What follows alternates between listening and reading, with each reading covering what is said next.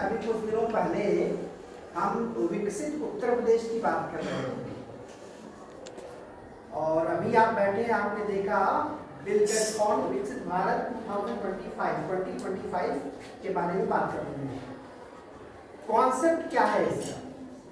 जो कॉन्सेप्ट विकसित उत्तर प्रदेश का था वही कॉन्सेप्ट विकसित भारत का भी है।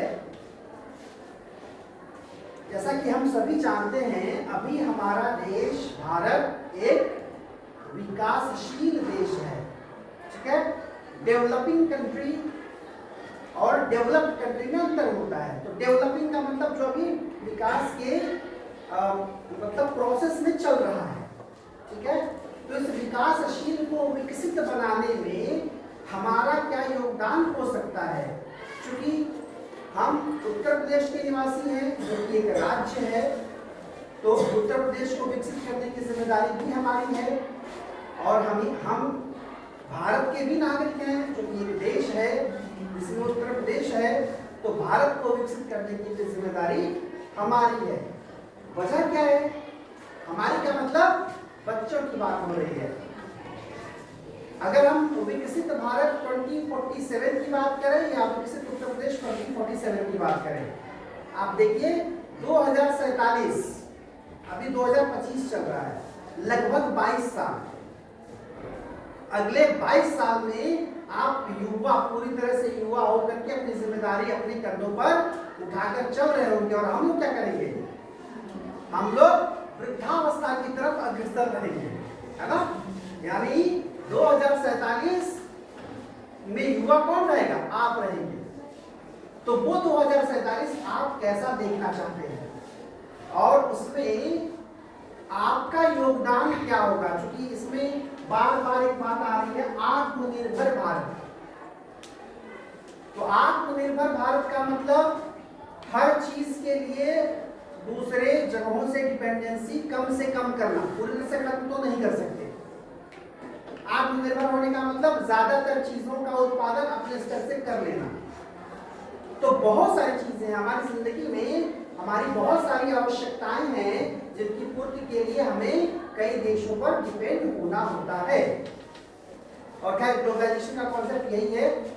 आप ग्लोबलाइज तभी हो पाएंगे जब एक दूसरे से आयात निर्यात, इंपोर्ट एक्सपोर्ट चलता रहेगा। फिर भी देश को आत्मनिर्भर बनाने में हमारा क्या योगदान हो सकता है? देश को, आपको लग रहा होगा कि मतलब इतनी बड़ी बड़ी बातें हम क्या करेंगे, यही आपको सिखाने के लिए कार्यक्रम किया गया है। हर क्लास के बच्चे 6वीं से लेकर के 12वीं तक हर क्लास के बच्चों की कुछ टीमें बनाई जाएंगी और उन टीमों को कुछ आइडिया देना होगा, विचार देने होंगे। जैसे आपने ध्यान दिया होगा, विकसित उत्तर प्रदेश में यही किया था। आप अपने मोबाइल नंबर डाल करके OTP मंगा करके उसमें आपने अपने विचार डाले थे। तो विचार बहुत महत्वपूर्ण होते हैं। विचार, आप मॉर्निंग असेंबली होती है, उसमें रोज थॉट बोलते हैं। आप क्यों बोलते हैं? क्योंकि आज के समय में आप जो कुछ भी देख रहे हैं आपके सामने, ये सब सबसे पहले विचार के रूप में ही आया था।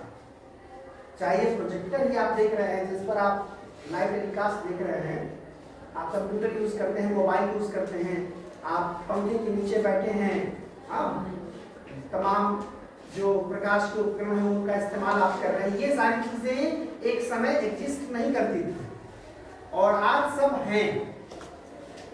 तो इनके बारे में सबसे पहले क्या हुआ होगा? सबसे पहले सोचा गया होगा, कल्पना।